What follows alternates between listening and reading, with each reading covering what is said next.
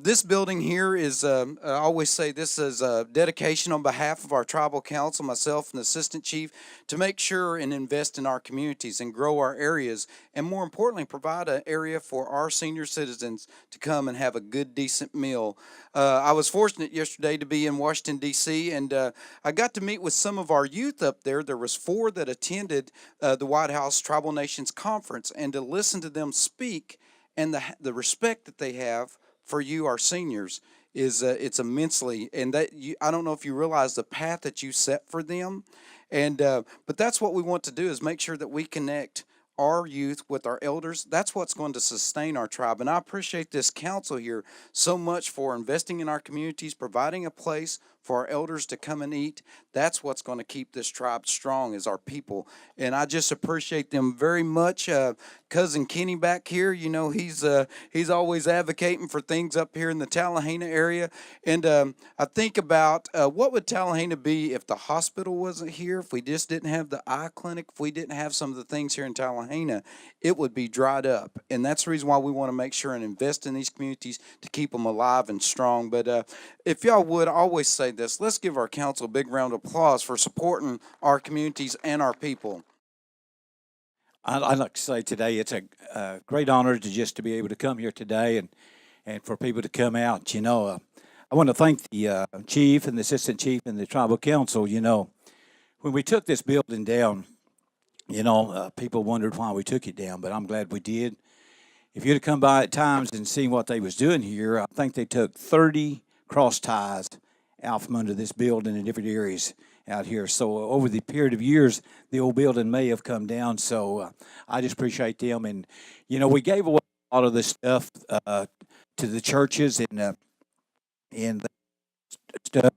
And let me say this, it's more blessed to give than it is to receive. So we're going to be blessed for the things that we took out of this community center.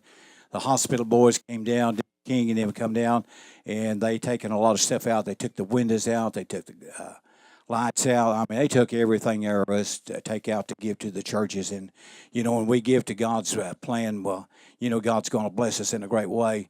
And I'm looking forward to that day when he blesses us and the things that he's done for us. And, I look back and I'd like to say thanks to some people that I know that was on this council before I was and made these things happen. The first 3 or 4 of these were built back in the 80s somewhere. Randall was one of the guys that helped get these things built. One was built at Idabel, one was at Bethel, and one was at Talihina, and the other one was at Wilburton. They was first 4 that was built. So I look back and I think these guys, they carried the torch at that time.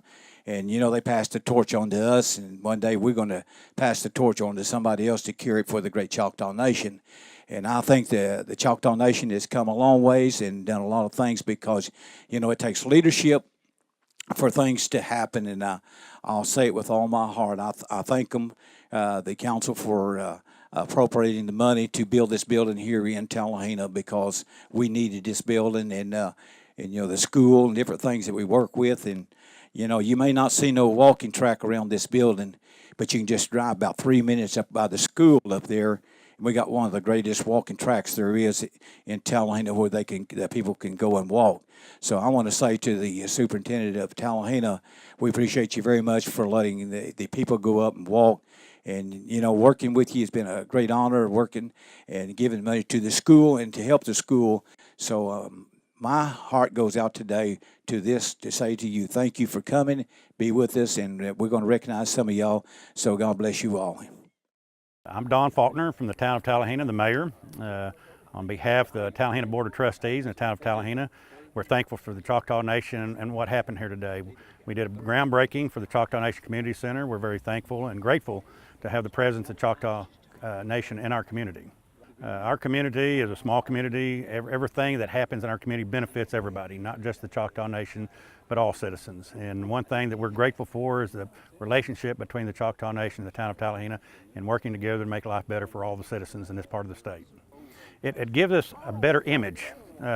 we have to market ourselves in our smaller towns to prove that we're as capable as anybody else. And when the Choctaw Nation invests in infrastructure and quality structures like what you're fixing to see in Talihina with this community center, people coming into town see a community that's vibrant, that's growing, and want to be here, want to be around a community like this. And we're grateful for this opportunity.